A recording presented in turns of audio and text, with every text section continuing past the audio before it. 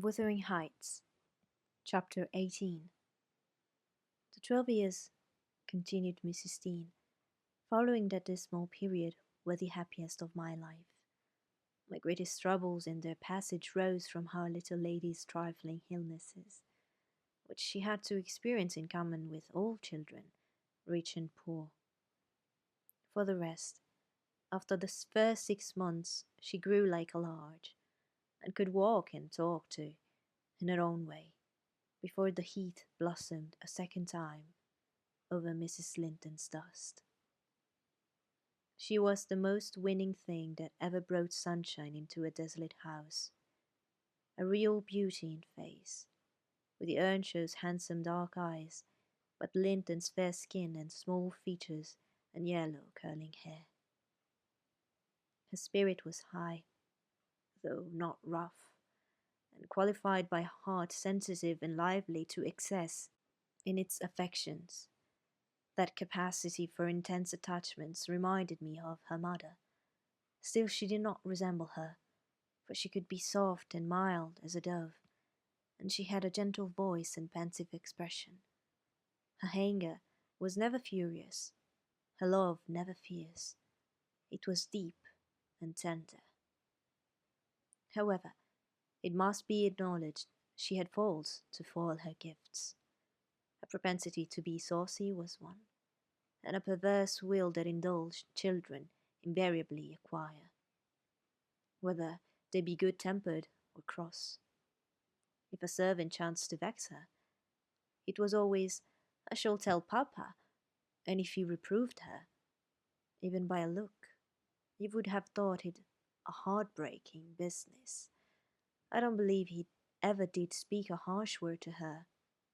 He took her education entirely on himself, and made it an amusement. Fortunately, curiosity and a quick intellect made her an apt scholar. She learned rapidly and eagerly, and did honor to his teaching. Till she reached the age of 13, she had not once been beyond the range of the park by herself. Mr. Linton would take her with him a mile or so outside on rare occasions, but he trusted her to no one else. Gimmerton was an unsubstantiable name in her ears. The chapel, the only building she had approached or entered, except her own home, Wuthering Heights and Mr. Heathcliff, did not exist for her. She was a perfect recluse, and apparently perfectly contented. Sometimes, indeed, while surveying the country from her nursery window, she would observe, "Helen, how long will it be before I can walk to the top of those hills? I wonder what lies on the other side. Is it the sea?" "No, Miss Cathy," I would answer. "It is hills again, just like this." "And what are those golden rocks like when you stand under them?" she once asked. The abrupt descent of Penistone Crags particularly attracted her notice, especially when the setting sun shone on it, and the topmost heights, and the whole extent of landscape besides, lay in shadow. I explained that they were bare masses of stone, with hardly enough earth in their clefts to nourish a stunted tree. "And why are they bright so long after it is evening here?" she pursued. "Because they are a great deal higher up than we are," replied I. "You could not climb them. They are too high and steep. In winter, the frost is always there before it comes to us, and deep into summer I have found snow under that black hollow on the north-east side." "Oh, you have been on them!" she cried gleefully. "Then I can go too, when I am a woman. Has papa been, Helen?" "Papa would tell you, miss," I answered hastily, "that they are not worth the trouble of visiting. The moors where you ramble with him are much nicer, and Thrushcross Park is the finest place in the world." "But I know the park, and I don't know those," she murmured to herself.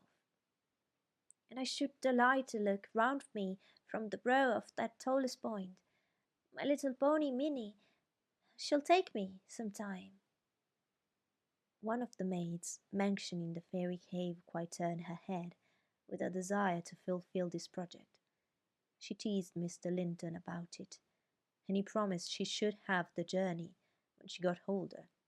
But Miss Catherine measured her age by months, and now am I old enough to go to Penniston Craigs? Was the constant question in her mouth. The road thither wound close by Wuthering Heights. Edgar had not the heart to pass it, so she received as constantly the answer, "Not yet, love, not yet." I said Mrs. Heathcliff lived above a dozen years after quitting her husband. Her family were of a delicate constitution. She and Edgar both lacked the ruddy health that you will generally meet in these parts. What her last illness was, I am not certain. I conjecture they died of the same thing, a kind of fever, slow at its commencement, but incurable, and rapidly consuming life towards the close.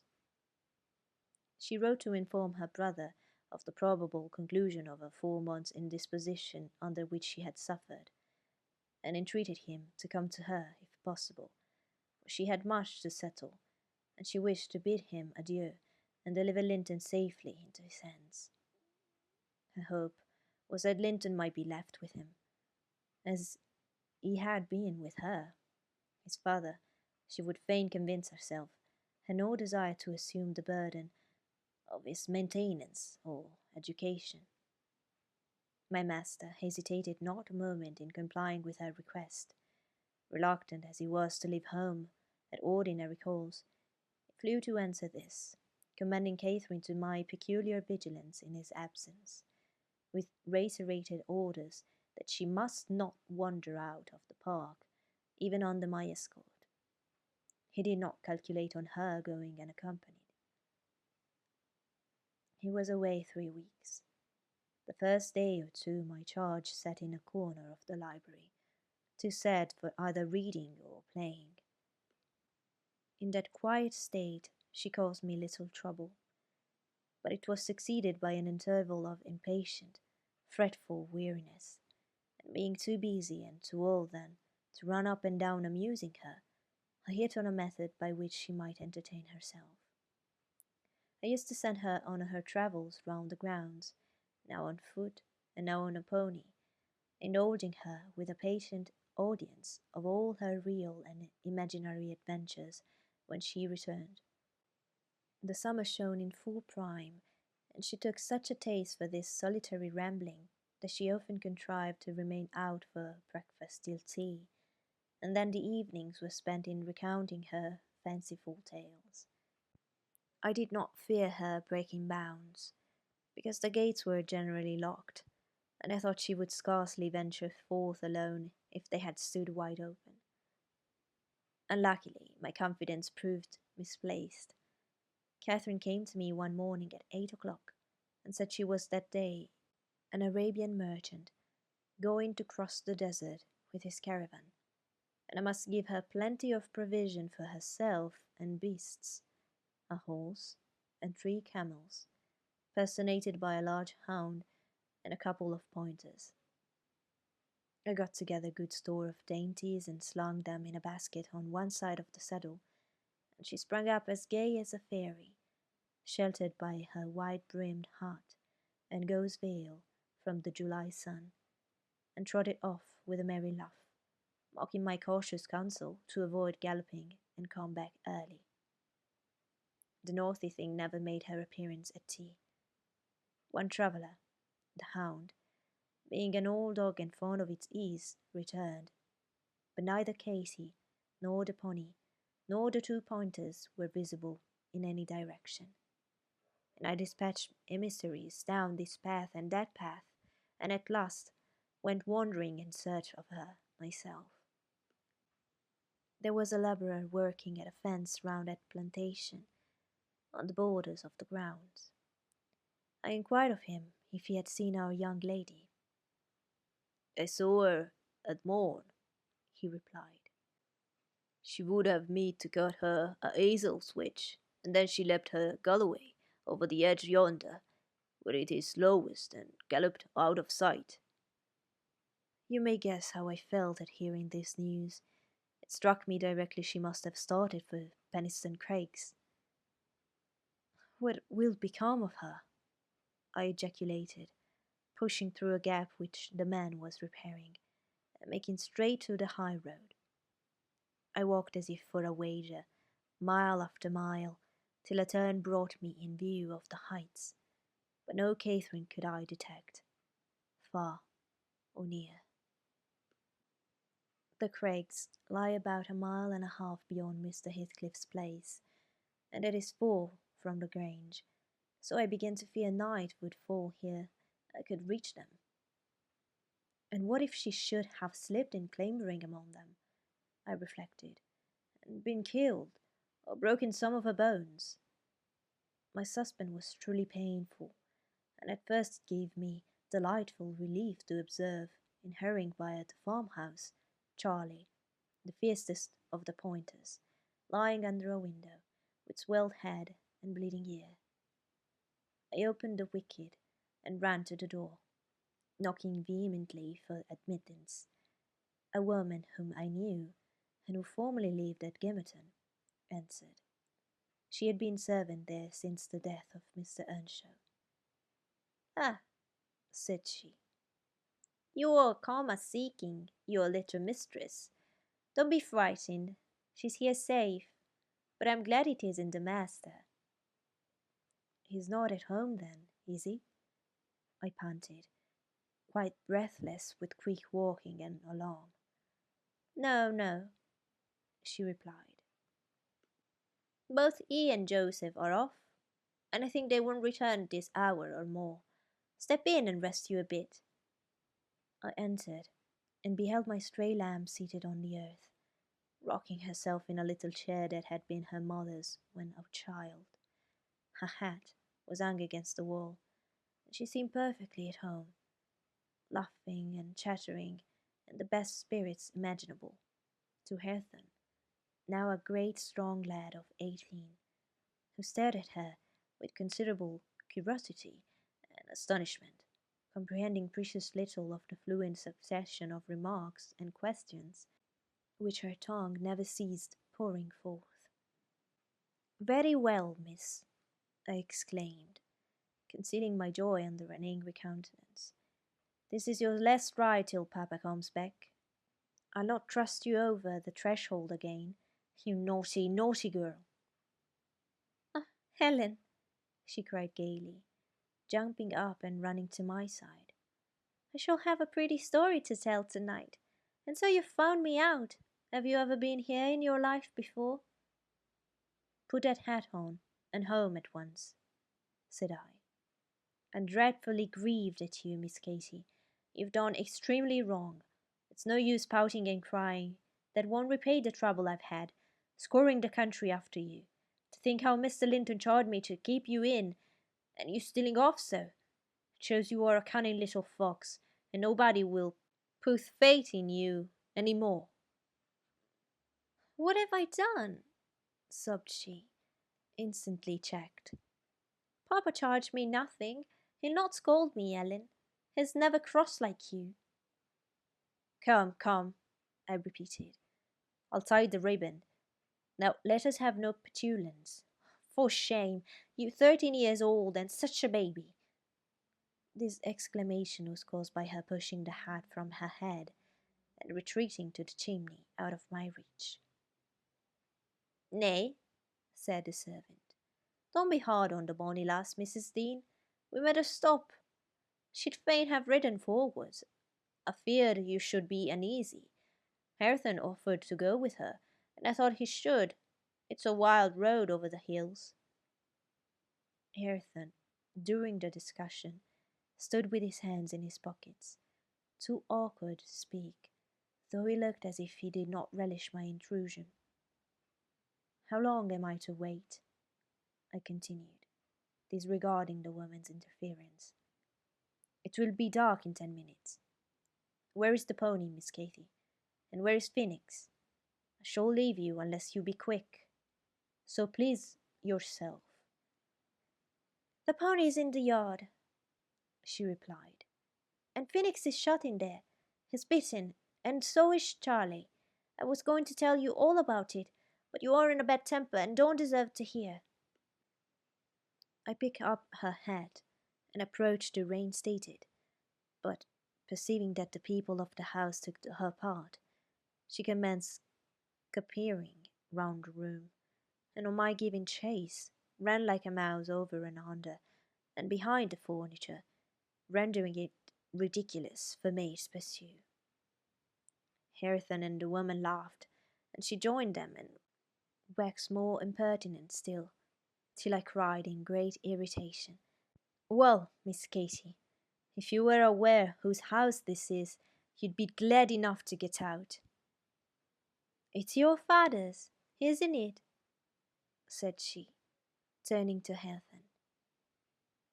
"Nay," he replied, looking down and blushing bashfully. He could not stand a steady gaze from her eyes, though they were just his own. "Whose, then? Your master's?" she asked. He coloured deeper, with a different feeling, muttered an oath, and turned away. "Who is his master?" continued the tiresome girl, appealing to me.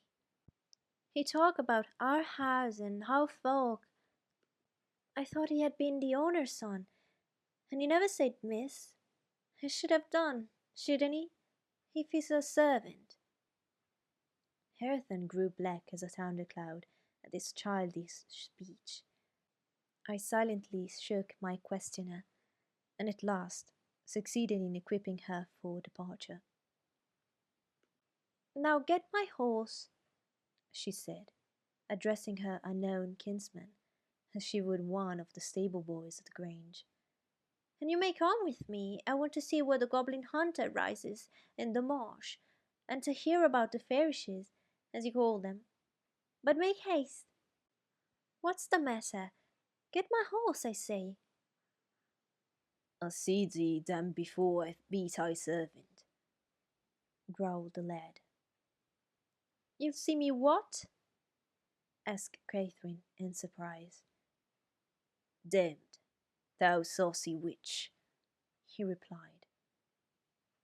"There, Miss Casey, you see you have got into pretty company," I interposed. "Nice words to be used to a young lady. Pray don't begin to dispute with him. Come, let us seek for Minnie ourselves, and be gone." "But Ellen," cried she, staring fixed in astonishment, "how dare he speak so to me? Mustn't he be made to do as I ask him? You wicked creature! I shall tell papa what you said. Now then." Hareton did not appear to fear this threat, so the tears sprang into her eyes with indignation. "You bring the pony," she exclaimed, turning to the woman, "and let my dog free this moment." "Softly, miss," answered the addressed. "You lose nothing by being civil. Though Mr. Hareton there be not the master's son, he's your cousin, and I was never high to serve you." "He is my cousin," cried Cathy, with a scornful laugh. "Yes, indeed," responded her reprover. "Oh, Ellen, don't let them say such things," she pursued in great trouble. "Papa is gone to fetch my cousin from London. My cousin is a gentleman's son. Then my—" She stopped and wept outright, upset at the bare notion of relationship with such a clown. "Hush, hush," I whispered. "People can have many cousins, and of all sorts, Miss Cathy, without being any the worse for it. Only they needn't keep their company, if they be disagreeable and bad." "He's not. He's not my cousin, Helen," she went on, gathering fresh grief from reflection, and flinging herself into my arms for refuge from the idea. I was much vexed at her and the servant for their mutual revelations, having no doubt of Linton's approaching arrival, communicated by the former, being reported to Mr. Heathcliff, and feeling as confident that Catherine's first thought on her father's return would be to seek an explanation of the latter's assertion concerning her rude-bred kindred. Hareton, recovering from his disgust at being taken for a servant, seemed moved by her distress, and having fetched the pony round to the door, he took, to propitiate her, a fine crook-legged terrier whelp from the kennel, and putting it into her hand, bid her whist, for he meant naught. Pausing in her lamentations, she surveyed him with a glance of awe and horror, then burst forth anew. I could scarcely refrain from smiling at this antipathy to the poor fellow, who was a well-made, athletic youth, good-looking in features, and stout and healthy, but attired in garments befitting his daily occupations of walking on the farm and lounging among the moors after rabbits and game. Still, I thought I could detect in his physiognomy a mind owning better qualities than his father ever possessed. Good things lost amid a wilderness of weeds, to be sure, whose rankness far overtopped their neglected growth, yet notwithstanding evidence of a wealthy soil that might yield luxuriant crops under other and favourable circumstances. Mr. Heathcliff, I believe, had not treated him physically ill, thanks to his fearless nature, which offered no temptation to that cause of oppression. He had none of the timid susceptibility that would have given zest to ill treatment in Heathcliff's judgment. He appeared to have bent his malevolence on making him a brute. He was never taught to read or write, never rebuked for any bad habit which did not annoy his keeper, never led a single step toward virtue, or guarded by a single precept against vice. And from what I heard, Joseph contributed much to his deterioration by a narrow-minded partiality which prompted him to flatter and pet him as a boy, because he was the head of the old family. And as he had been in the habit of accusing Catherine Earnshaw and Heathcliff, when children, of putting the master past his patience, and compelling him to seek solace in drink by what he termed their offald ways, so at present he laid the whole burden of Hareton's faults on the shoulders of the usurper of his property. If the lad swore, he wouldn't correct him, nor however culpably he behaved. It gave Joseph satisfaction, apparently, to watch him go the worst lengths. He allowed that the lad was ruined, that his soul was abandoned to perdition, but then he reflected that Heathcliff must answer for it. Hareton's blood would be required at his hands, and there lay immense consolation in that thought. Joseph had instilled into him a pride of name and of his lineage. He would, had he dared, have fostered hate between him and the present owner of the heights, but his dread of that owner amounted to superstition, and he confined his feelings regarding him to muttered innuendos and private combinations. I don't pretend to be intimately acquainted with the mode of living customary in those days at Wuthering Heights. I only speak from hearsay, for I saw little. The villagers affirmed Mr. Heathcliff was near, and a cruel hard landlord to his tenants, but the house inside had regained its ancient aspect of comfort under female management, and the scenes of riot common in Hindley's time were not now enacted within its walls. The master was too gloomy to seek companionship with any people, good or bad, and he is yet. This, however, is not making progress with my story. Miss Cathy rejected the peace offering of the terrier and demanded her own dogs, Charlie and Phoenix. They came limping and hanging their heads, and we set out for home, sadly out of sorts, every one of us. I could not wring from my little lady how she had spent the day, except that, as I supposed, the goal of her pilgrimage was Penistone Craigs, and she arrived without adventure to the gate of the farmhouse when Hareton happened to issue forth, attended by some canine followers who attacked her train. They had a smart battle before their owners could separate them, that formed an introduction. Catherine told Hareton who she was and where she was going, and asked him to show her the way, finally beguiling him to accompany her. He opened the mysteries of the fairy cave and 20 other queer places, but being in disgrace, I was not favoured with a description of the interesting objects she saw.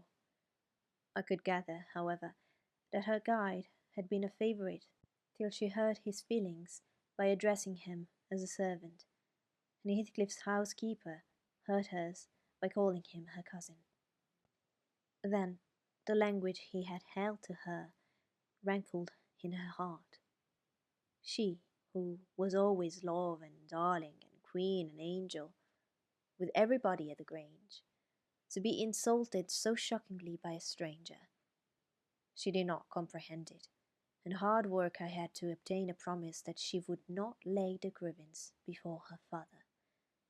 I explained how he objected to the whole household at the Heights, and how sorry he would be to find she had been there, but I insisted most on the fact that if she revealed my negligence of his orders, he would perhaps be so angry that I should have to leave, and Cathy couldn't bear that prospect. She pledged her word and kept it for my sake. After all, she was a sweet little girl.